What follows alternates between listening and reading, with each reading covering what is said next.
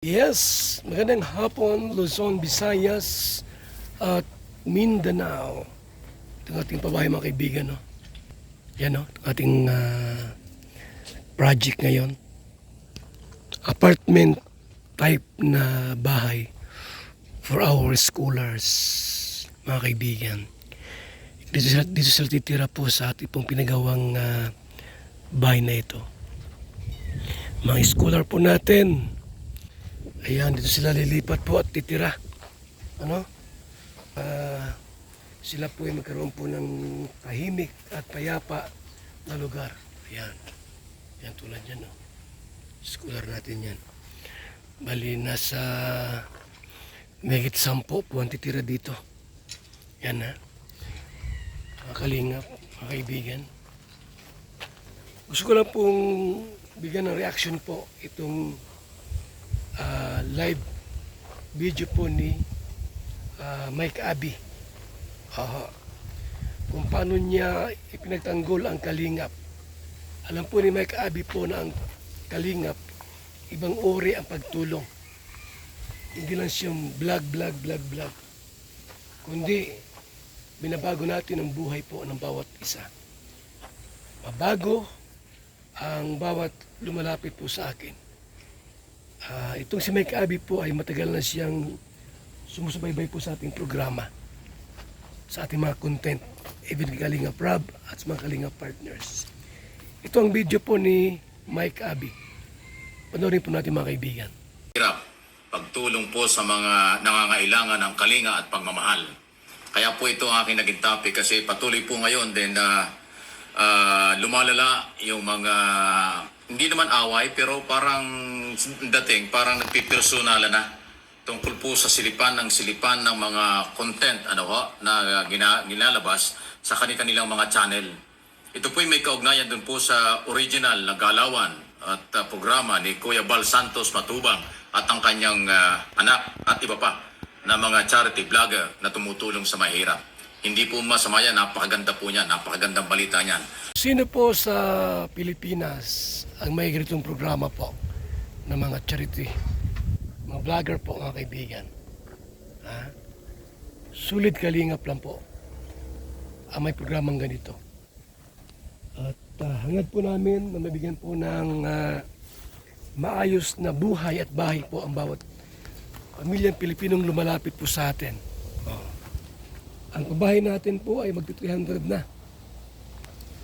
Sa loob ng maikling panahon po, dumadami ang pabahay po natin. At alam niya ni Mike Abi, yung ating mga galawan po sa ating programa.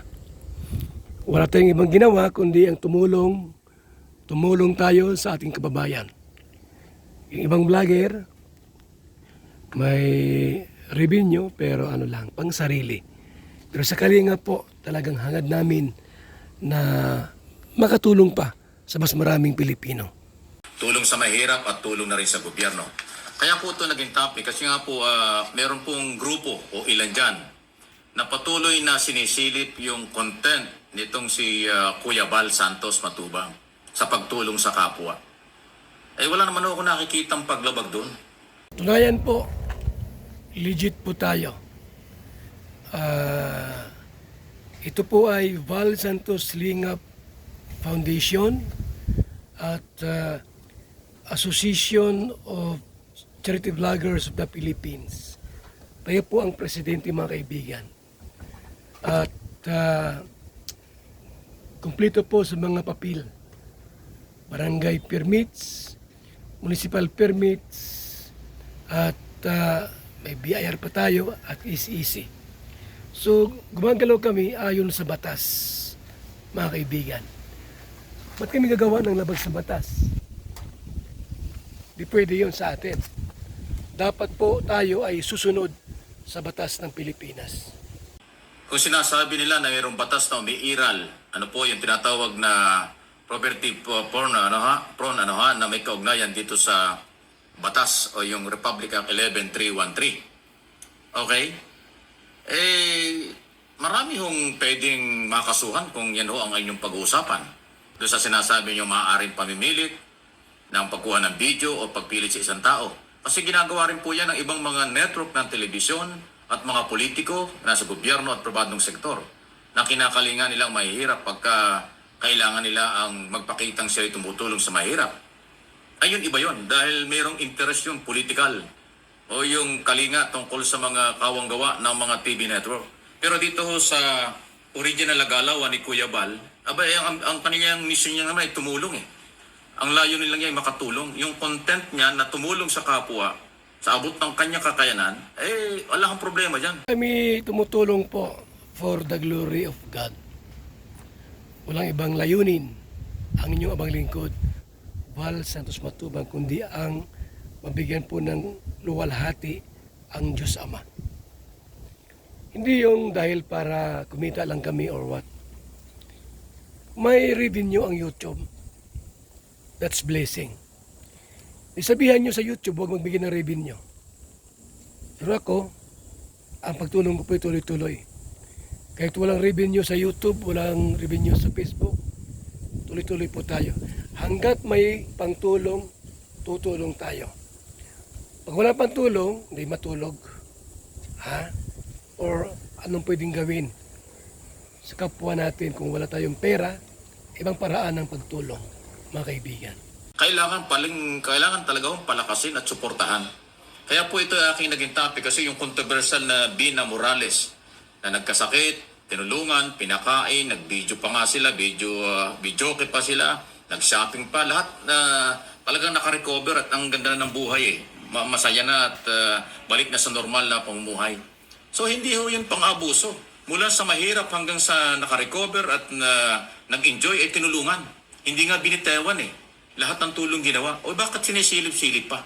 Ang tanong po, yun ang matinding katanungan. Bakit silip-silip-silip yung mga bagay na magandang ginagawa ng Team Kalingap? Di gumawa rin kayo ng sarili ninyo. Di magpakain kayo, magpa-feeding kayo. Di huwag yung i-vlog kung ayun yung i-vlog. Kami po ay charity vlogger. At para malaman nyo po, para na kami ay charity vlogger, siyempre i-vlog namin yung aming tutulungan. Mga kaibigan. Siyempre po, lahat ng vlog namin, pinapaalam po namin yan. Kung pwedeng i-upload. Kung ayaw naman, wala. Walang vlog. Ibang binablog namin, good vibes, reaction, o ibang content. Ngayon, may mga gusto magpa-vlog para matulungan, binablog po namin yan. With permit. May permiso po mula po sa kanila. Kaya ho ito ay hindi maganda dun ho sa ibang mga vlogger na pinakikialaman yung content ng iba. Gumawa na lang kayo ng inyong sariling business na makakatulong din kayo sa kapwa. Mas okay. Ang magandang gawin ninyo, kaysa makialam kayo sa ibang content creator, gumawa kayo ng content ninyo. Sa amin po talagang kami, charity. Tulad niyan, bahay sa mga scholars ko. May scholar po akong pinapaaral. So pag nagawa yan, diyan sila titira. Diba? Walang pakialaman. Gawa kayo ng content yung sarili. Kayo naman ay kinakontent nyo kami, tapos kikita kayo. Ha? Abay, ba't ganun? Pag kumita kayo, tuwang-tuwa kayo sa kita ninyo. Revenue. Tapos, yung revenue sa inyo lang, binubulsa ninyo. Kami po, aming tinutulong po yung mga revenue po namin sa YouTube. Yung kita po namin, ay pangtulong po namin. Kayo po, anong gawa ninyo? Saan napupunta ang kita nyo? Nagre-reaction kayo sa Team Kalingap. Tanong, saan napupunta ang kita nyo? Ha? Pinapakain nyo sa inyong pamilya. Binabalahuran nyo kami, pinukontent nyo kami, kumikita kayo. Kami naman, nagbablog kami, tumutulong, yung aming kita, pangtulong. Pero yung mga taong tumutulong, ay bakit nyo paulit-ulit na sinisilip? Kung ang content nila ay tumulong sa kapwa sa kailang sariling pagsisikap, papurihan pa natin yon.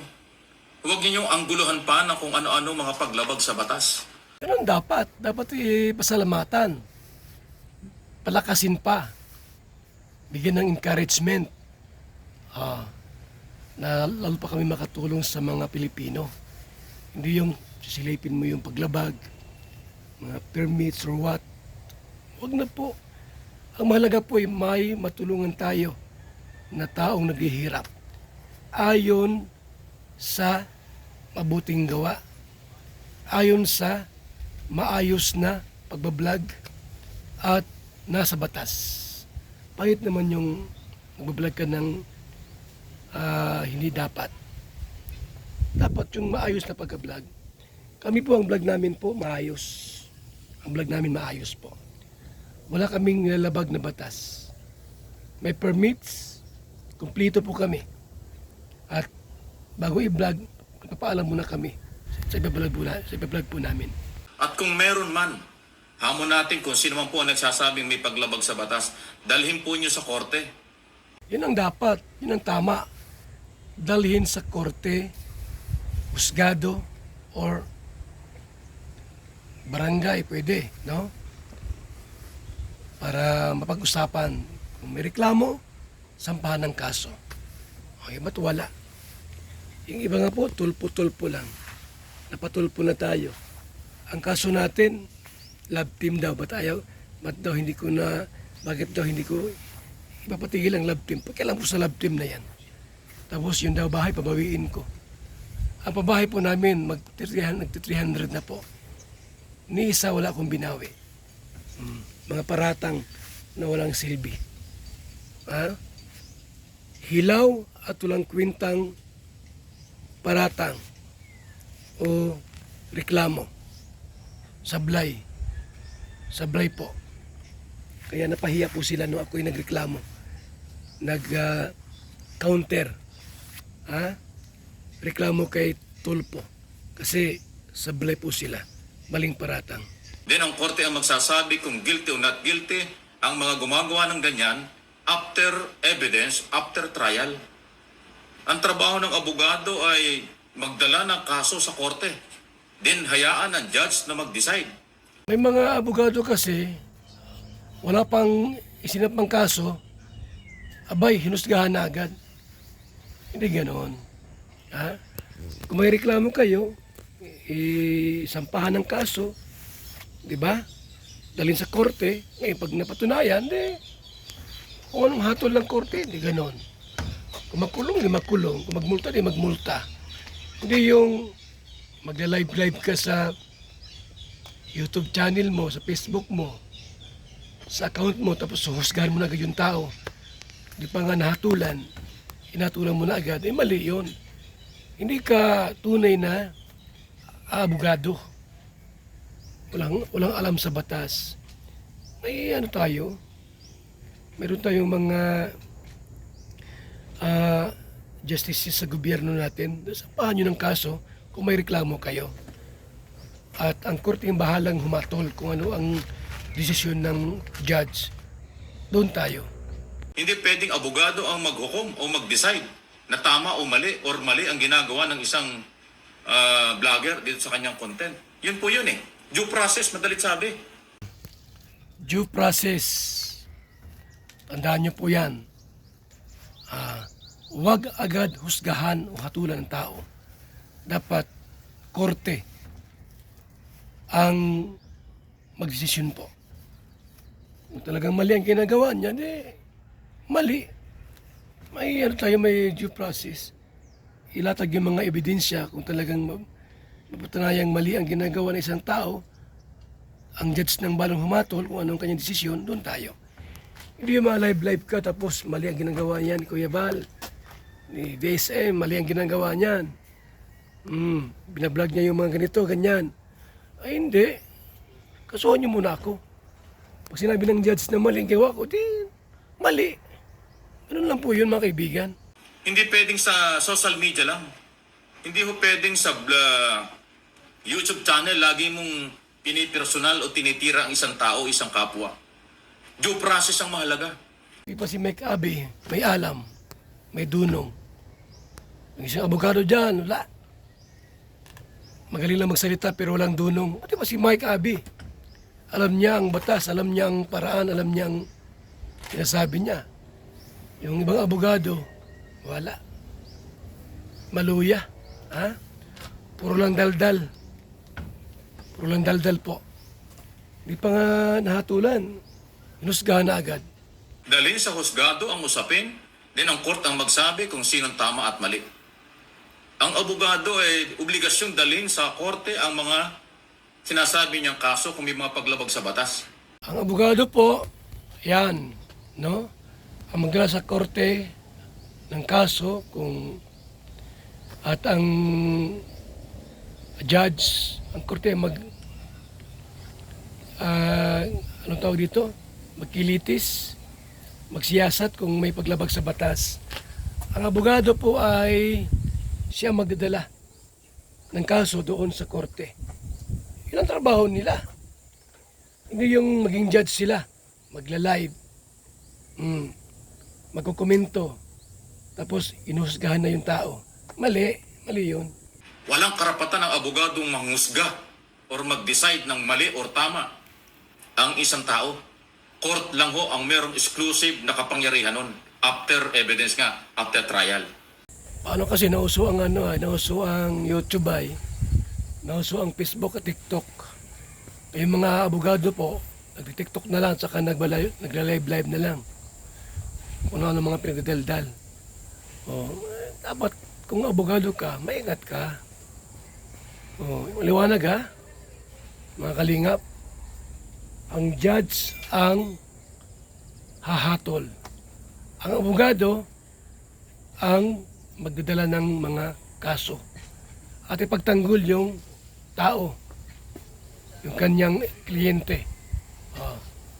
Ipagtanggol niya by evidence. Ano yung mga ebidensya, yun. Magpasa ng mga ebidensya po. At ang abogado ang siyang magtanggol doon sa tao. Ang judge ang hatol, hindi abogado. Napakalinaw. Pagka ho walang due process, pagkatapos araw-araw niyong binabanata, sinisilip, personalan na yan. Bakit lagi po nating inaargabyado ang maliliit? Ang mahihirap ay ating tulungan. Huwag natin perapan at huwag natin silipin ng merong kakayanan tumulong sa kapwa. Apila na lang po, ayaw ko sana hong makaalam dito sa away na ito at gusot na ito eh. Pero ang akin hong purpose dito ay paalaala lang sa lahat ng sektor. Ang karapatan ng bawat isa irespeto. At kung mayroong mga paglabag sa batas, daling sa husgado. Huwag mong husgahan, wala kang karapatang manghusga kahit sino ka. Yan si Mike Abi. Nasa gitna lang siya. Binabalansi po niya. Due process ang kailangan natin. Due process. Kung may problema kayo, magreklamo sa tamang ahensya. Huwag yung puro paninira ang ginagawa ninyo. Ha? Very, personal na yung tirada ninyo. Mali na po yan. Pag yurak sa karapatan ng tao, dapat, kung may reklamo kayo po, sampahan ng kaso. Buti pa si Abi magaling. Ha? So sino man po ang gumagawa ng mga panghusga sa kapwa, maling-mali po kayo. Kayo yung umaabuso sa mahihirap. Kayo yung umaabuso sa karapatan ng iba. At yun hong mga kawang gawa ni Kuya Bal Santos Matubang at ng iba pang mga vlogger, ay ituloy lang po ninyo. Ang batas kailanman ay mangingibabaw at hindi ho pwedeng isang tao o dalawang tao lang ang magsasabing kayo ay mali. Huwag kayong maniwala dyan. Siguro kaya ayaw niyong dalhin sa korte ang kanya sinasabing pagka mga violation niyo dahil alam niya wala ring matibay na ebidensya. Salamat po kay Mike Abi. Mabuti pa si Mike Abi. Nakakaunawa. Wala kasi kaming paglabag sa batas, mga kaibigan. Wala kaming inaapakang karapatan. Silang nag-chat sa amin na i-vlog sila. Silang lumalapit sa amin. Hindi nga ako na-vlog ng basta-basta vlog na lang. Pag sila ay nag-chat sa akin na magpa-vlog, ma-vlog ko siya. Depende nga po sa pangailangan, mga kaibigan. Ito ating bagong project ko. Apartment type na bahay po, mga kaibigan. Yan o. Tirahan ng mga scholars. Ito na po yung ating pong project na ginagawa, mga kaibigan. Yan ha. Yung mga paldo dyan na kinukontent tayo, baka gusto yung tumulong. Mga paldo na reaction sa atin na wala malabang charity. Tulong kayo rito sa ating project. Gina, para matuwa naman ako sa inyo. Ito lang po ang ating pong reaction kay Mike Abby. Salamat po at mabuhay po tayong lahat, mga kaibigan. God bless. Mabuhay.